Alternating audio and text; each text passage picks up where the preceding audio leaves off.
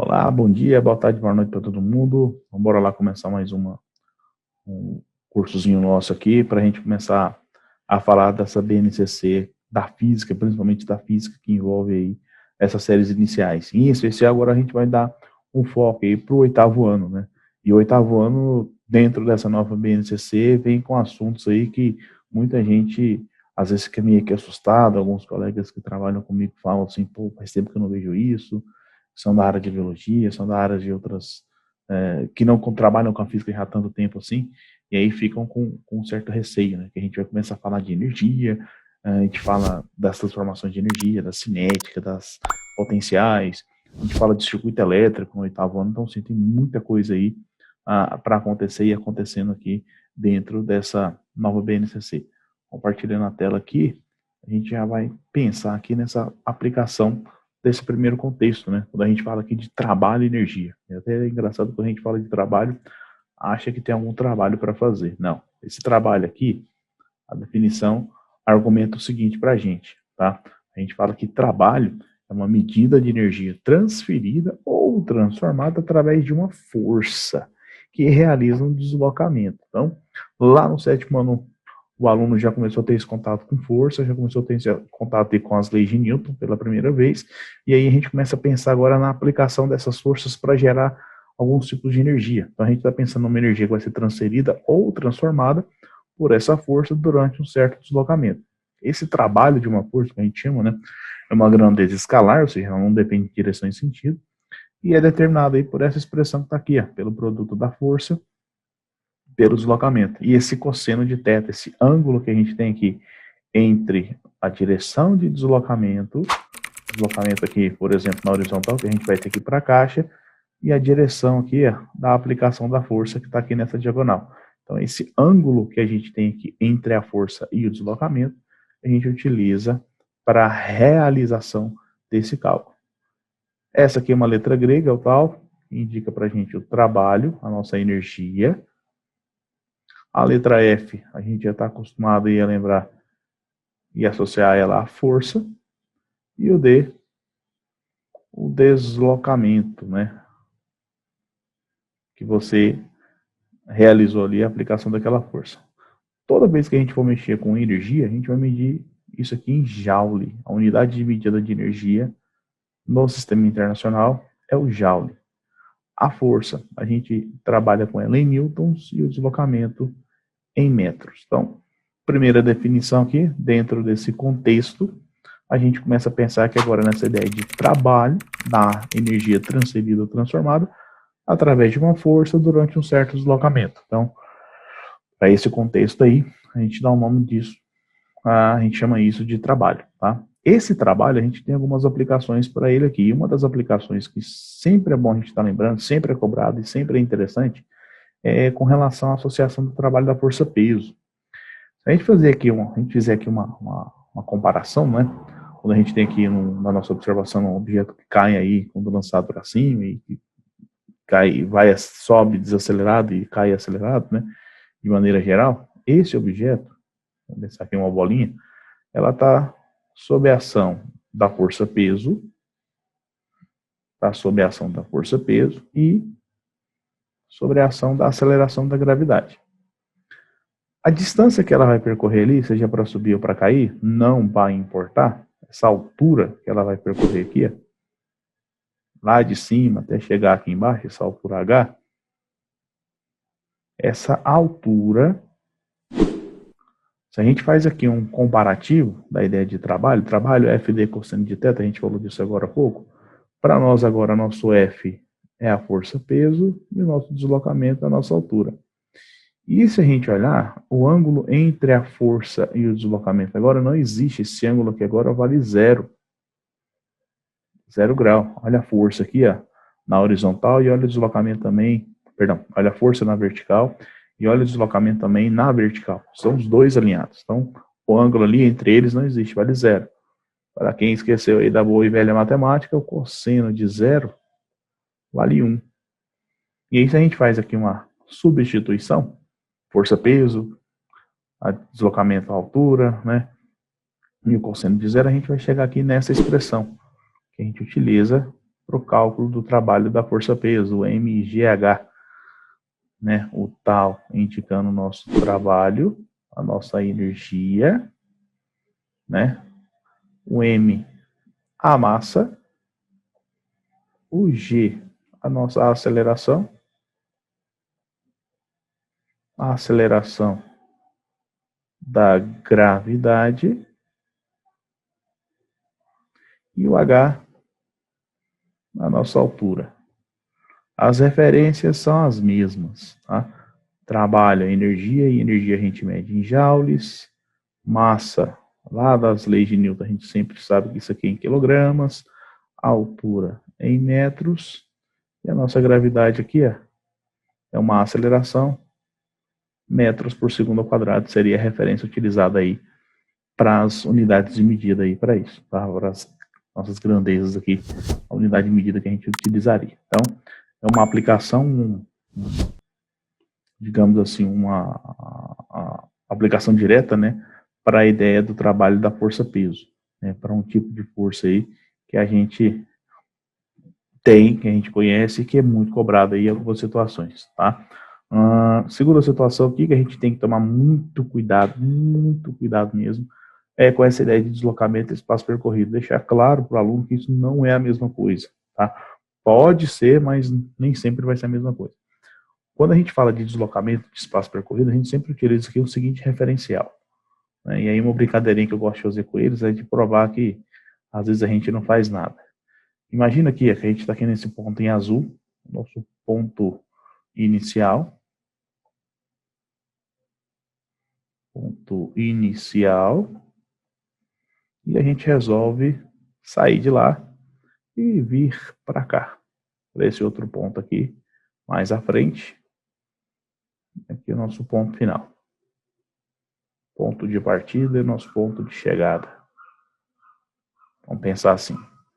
Para sair do ponto em azul e chegar no ponto inicial em azul e no ponto final em azul, dali, né?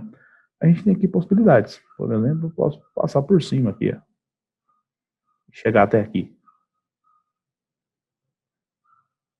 Ou dar a volta aqui por trás e chegar por aqui. E se a gente for ficar desenhando caminhos aqui, a gente vai ter infinitos caminhos. Esses caminhos é o que a gente chama de espaço percorrido. Tá? São infinitos caminhos que você pode escolher diversas trajetórias, diversos pontos para poder chegar, diversos trajetos, né, para poder chegar até aquele determinado ponto. Porém, tem um caminho aqui que todo mundo fala que é o mais óbvio, né? Pô, posso ir em linha reta. Se eu vou em linha reta, esse caminho aqui é mais curto, tá? Mas nem sempre esse caminho mais curto é possível. Esse caminho, essa linha reta que liga o ponto inicial até o ponto final, é o que a gente vai chamar de deslocamento, tá? Alguns livros aí de física chamam de vetor de deslocamento. Mas não precisa se preocupar com isso, não. Tá tranquilo. Esse seria o nosso deslocamento. Então, o que seria o deslocamento e o que seria o espaço percorrido? Se a gente imaginar uma linha reta do ponto inicial até o ponto final, esse seria o nosso vetor de deslocamento. Nem sempre é possível percorrer esse vetor de deslocamento. Em alguns casos, esse vetor de deslocamento aí, a gente não consegue percorrer essa trajetória, percorrer esse caminho. O que a gente precisa pensar? Desviar, seja lá, se você mora num prédio, no 10º andar, você não consegue pensar em uma linha reta, descer ali até o hall de entrada do prédio. Você precisa sair do apartamento, pegar o elevador, descer do elevador, percorrer alguns trajetos, e isso não é uma linha reta. Então, nem sempre esse vetor de deslocamento ele vai ser possível de ser percorrido. Mas, para efeitos de cálculo do nosso trabalho, da nossa energia, ele é a nossa referência. E tanto é importante que, em um caso especial, é uma observação desse caso especial, que é o seguinte: suponha que você comece seu trajeto aqui, nesse ponto inicial, né? O início aqui. O ponto inicial coincide com o ponto final. Ou seja, você saiu daqui, deu uma volta e voltou para cá de novo. Terminou e começou no mesmo lugar. Para situações como essa, e a gente pode brincar com o aluno nesse caso, a gente pode falar o seguinte, pô, se você começa e termina no mesmo lugar, se você, eu gosto de falar para eles, né, se você acordou aí pela manhã, na sua cama, fez toda a atividade durante as atividades da escola, e aí chegou à noite e voltou para a cama de novo. A gente pode falar que o seu deslocamento, ele foi nulo, foi zero. Se você começa e termina, eu preciso dessa diferença do ponto inicial para o ponto final, de onde eu comecei para onde eu terminei, e se eu estou no mesmo lugar, eu não tenho deslocamento. E se eu não tenho deslocamento, o meu trabalho, como eu falei aqui agora, para efeitos de cálculo, ele depende desse vetor de deslocamento. Se esse deslocamento vale zero, o meu trabalho também vale zero. Você não realizou nenhum tipo de energia aí, não teve gasto de energia dentro daquele contexto que a gente falou aqui agora, né? Que o trabalho aqui, ó, a gente voltar aqui no primeiro slide, a gente tinha falado aqui que o trabalho é medida de energia transferida ou transformada. Então, nesse caso aqui, não fiz nenhuma nem outra.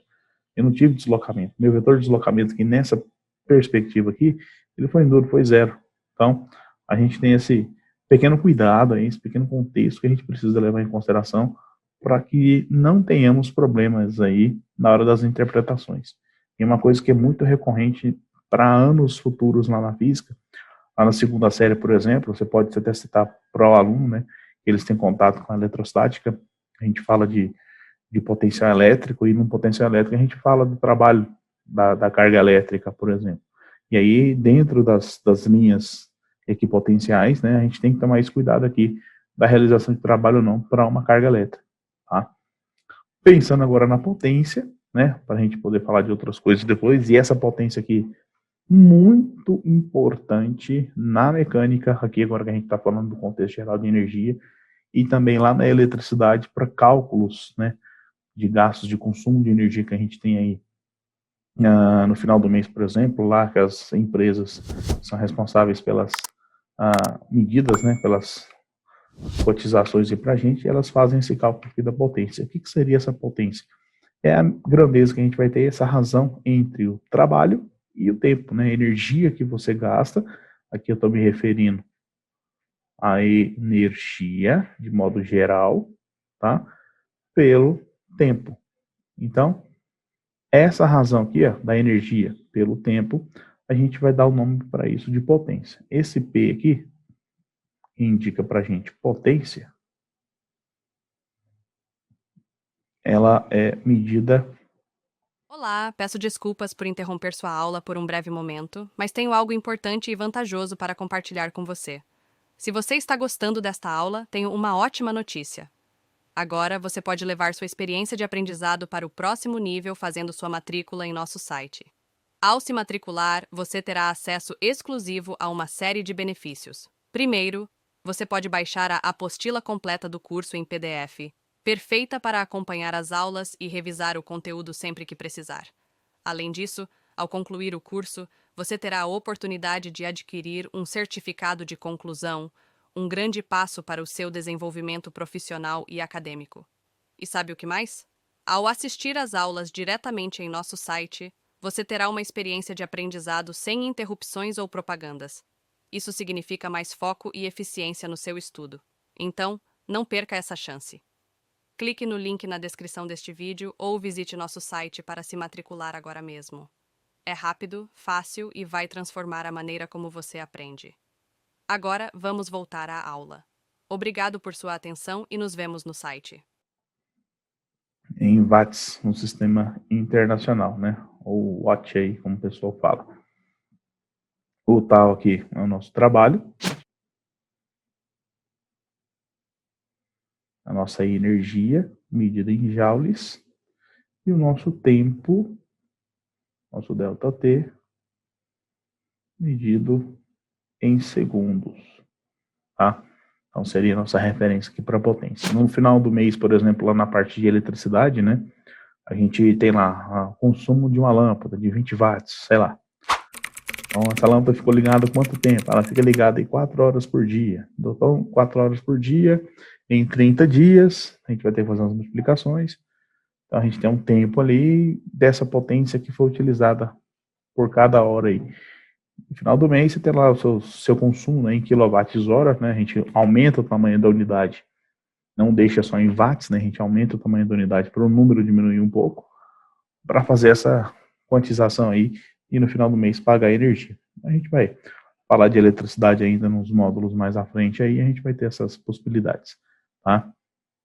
Nesse contexto aqui da parte de potência, na mecânica também, muito relacionado ao motor, né? O motor é mais potente, o motor é menos potente. Como é que eu faço essa comparação para motor, por exemplo? Você pensa lá, em alguns carros que conseguem fazer aí de 0 a 100 km por hora em 3,2 segundos, 3,6 segundos. Então você fala assim, pô, ele conseguia ter uma aceleração muito grande, o gasto de energia dele é muito alto, no intervalo de tempo muito pequeno. Se eu faço a comparação com outros veículos menos potentes, né? Vai de 0 a 100, demora aí 10 segundos, 20 segundos, são carros maiores. Então o motor é um menos potente, ele gasta energia, só que essa energia ela demora a ser aí, fazendo a comparação, no tempo de gasto dela aí, para essa resposta, bem maior do que os carros que a gente fala aí que são mais rápidos, mais velozes. Então, a gente também pode fazer essa associação aí para trazer isso como referência. Então, seja para aparelho eletrodoméstico, eletrônico, tem gasto de energia, né? Quanto mais alta essa potência do aparelho, mais energia você vai gastar no final do mês, ou mais tempo esse aparelho ficar ligado, mais energia você vai consumir, isso para eletrônicos, elétricos e tudo mais que a gente falou aqui, ou para motores, né? Eu quero um carro mais potente, aí entra aquela briga do custo-benefício, mais potência eu vou gastar mais energia, então no final do mês eu vou gastar mais com combustível, mais menos potência, o carro vai ser mais lento, mas no final do mês eu vou ter um consumo menor aí de combustível e o bolso pode agradecer. Então é saber trabalhar e mostrar também ao aluno essa ideia de custo-benefício, do que eu quero, o que é necessário para aquilo que a grandeza aqui me empurra, me mostra. Então, eu estou pensando em carro de corrida, então gasto para mim não é o importante é vencer a corrida. Eu estou pensando no carro que vai ser utilizado no dia a dia, no uso diário, então eu tenho que pensar no consumo mais baixo aí, para não gastar tanto dinheiro no final do mês. Então, esse termo aqui, a potência, traz muito bem, muito claro aí para a gente com relação a isso, tá? Discutindo aqui agora alguns tipos de energia, e cada tipo de energia ela está relacionada com uma ideia. A primeira delas aqui, a mais simples de todas, é que a gente fala aqui da energia cinética. Então, toda vez que citar aí o termo energia cinética, fazer essa relação aqui com o movimento, fazer essa relação aqui com a velocidade. Essa energia cinética, calculada aqui pelo mv² sobre 2, pela massa vezes a velocidade ao quadrado dividido por 2. Já está aqui as nossas legendazinhas da energia cinética do mv² sobre 2. Então, tem movimento? Tem velocidade? Está alguma coisa se movimentando? Tem alguma coisa que tem velocidade? Tem. Então, eu tenho ali uma energia cinética. Tá? Lá na termologia, por exemplo, que é discutido no 7º ano, a gente fala da energia da agitação molecular, né? A temperatura está relacionada a essa ideia de energia cinética. Quanto mais agitada a molécula, maior a temperatura. Então, quanto mais energia cinética tem a molécula, maior a temperatura. Para contextos aí da biologia, por exemplo, a gente pode trazer a utilização de explicações, por exemplo, por que a energia atômica ali na bomba atômica queima e tudo mais. Você tem ali uma alta aceleração, ele fornece muita energia, a molécula fica muito agitada, a temperatura sobe demais, é por isso que causa queimaduras, e etc. ali que a gente tem, sem falar da influência ali dentro da célula, por conta da alteração genética que é provocada, que é promovida. Mas pensando em termos de energia, você tem muita energia, muito ganho de energia cinética, muito ganho aí de elevação de temperatura. Então, seria uma perspectiva que também é trabalhada aqui dentro desse contexto. As energias potenciais, e aí uma discussão que bacana para ser feita, é falar do termo potencial, tá? Quando a gente fala assim, olha, fulano tem um potencial para ser um grande atleta de futebol, fulano tem um potencial para ser um grande empresário, fulano tem um potencial para se tornar aí um grande médico. Então, esse termo potencial, nessa possibilidade, é o que a gente vai ter aqui dentro da energia, tá? Essa possibilidade de utilizar essa energia. A primeira, potencial, é a gravitacional, que está relacionada com a altura. Então, se você imaginar um objeto aqui, no determinado ponto, a uma certa altura do chão, essa energia que ele adquiriu para chegar até lá, ela foi armazenada.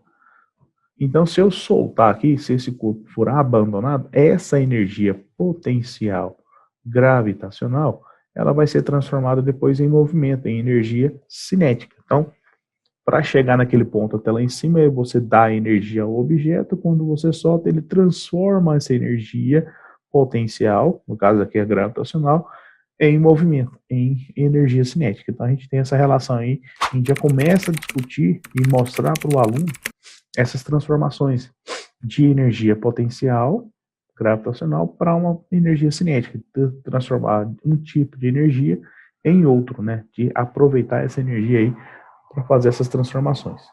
O EPG, abreviação para a gente aí de energia potencial gravitacional. Nossa energia sempre em joules.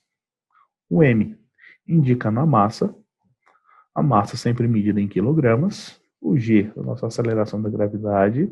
Só para matar a saudade, lembre-se que a nossa aceleração da gravidade aqui a gente arredonda para 10 metros por segundo ao quadrado.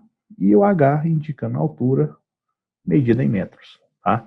Algumas pessoas podem pensar, pô, peraí, o trabalho da força-peso e energia potencial gravitacional é a mesma coisa? Quase. Tá?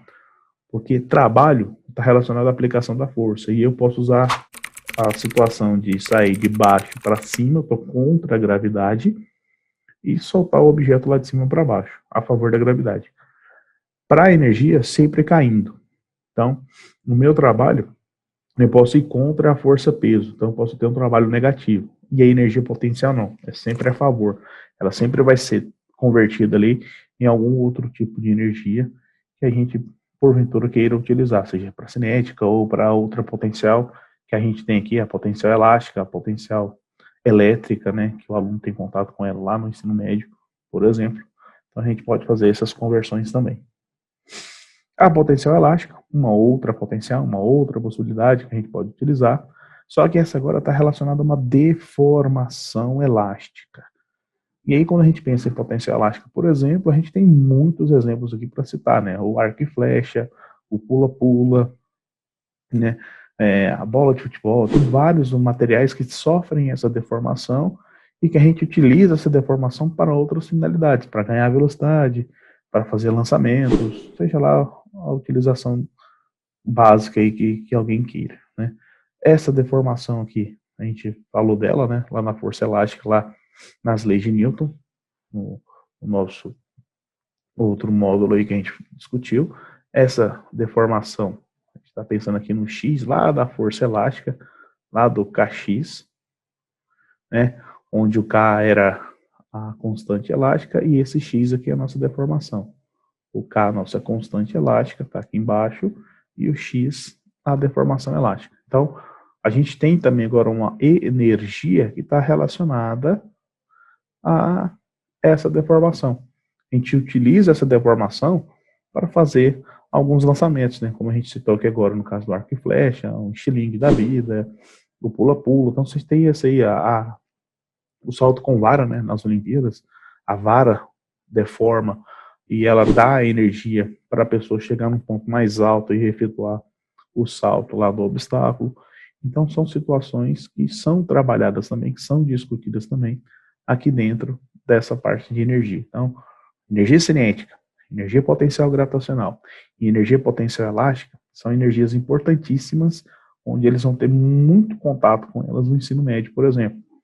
Então, é interessante saber entender onde que cada energia se enquadra, onde que cada energia se encaixa e fazer essas relações, né? Relacionar a velocidade ou ao movimento, no caso da cinética, relacionar a uma altura, no caso da potencial gravitacional, relacionar a uma deformação elástica, no caso aqui da energia potencial elástica. Então, essa relação, essa conexão aí de o tipo da energia com o tipo de situação que está acontecendo, que está rolando aí, é interessante mostrar isso para o aluno, deixar isso bem claro para eles. A energia mecânica, né, seria a soma de tudo isso, né, seria a soma de todas as energias, sejam cinéticas e potenciais aí, em um determinado ponto do sistema, Então, quando a gente tem lá um determinado ponto, a gente vai ver o que tem de energia, e aí a gente pode ter as três ao mesmo tempo, por exemplo. Um exemplo que eu gosto de citar e falar para os alunos, né, quando a gente pensa lá no bungee jump. Quando você faz o salto lá no bungee jump, você tem o elástico, né, se deformando, lá, por exemplo, a queda, né, a altura lá, você faz o salto, e tem velocidade.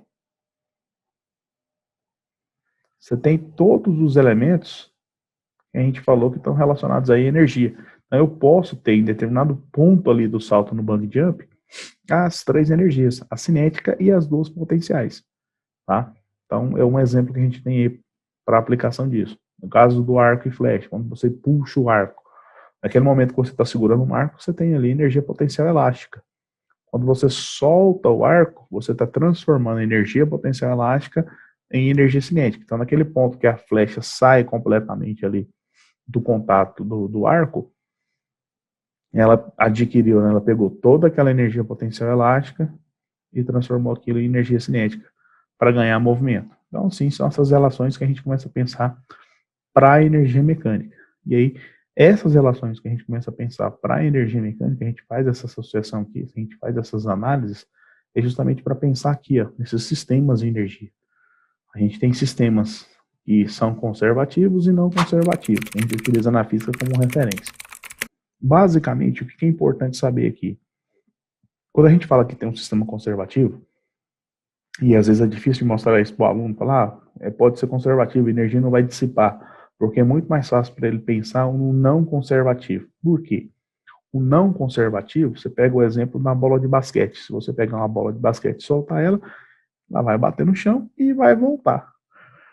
Só que ela nunca volta na mesma altura, ela nunca volta na mesma posição. Então, durante a queda dela, o atrito, o impacto dela com o chão, houve dissipação de energia. E aí, nessa dissipação, ela não volta na mesma posição. Então, é fácil de associar o sistema não conservativo, é fácil de lembrar dele por conta de situações práticas do nosso dia a dia. Agora, o conservativo fica mais complicado. Pô, peraí, como é que eu vou ter um sistema que a energia vai se conservar? E aí vai depender do referencial que a gente vai adotar, do referencial que é observado. E para facilitar os cálculos, para facilitar as compreensões que a gente tem aqui, a gente sempre vai estar falando de sistemas conservativos. Então, a gente vai dar uma moldada no sistema, uma moldada no referencial, para facilitar a compreensão dos casos, das análises que serão feitas, para trazer isso para o sistema conservativo. Então, no sistema conservativo, interessante falar para eles que a energia mecânica se mantém, do começo ao final eu tenho a mesma energia. Se eu penso no intervalo de tempo muito longo, aí sim fica complicado de entender e de visualizar que esse sistema vai ficar conservativo, que eu não vou ter dissipação de energia.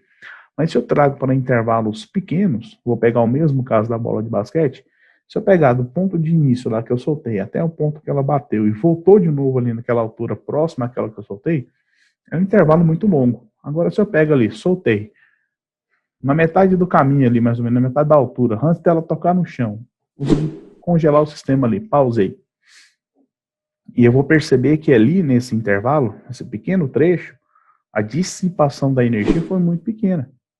E aí eu posso arredondar o sistema aqui, eu posso aproximar o sistema para um sistema conservativo. Então, é essa análise, é essa facilidade, essa manobra que a gente consegue utilizar aí dentro da física para trabalhar com os sistemas conservativos e para facilitar também a compreensão dessas transformações de energia que a gente tem. Então, interessantíssimo aí ficarmos atentos aí e tomar esse cuidado na aplicação desses sistemas, tá certo? Essa é a ideia aí que a gente tem para falar de energia, nesse primeiro contexto, nessa primeira ideia.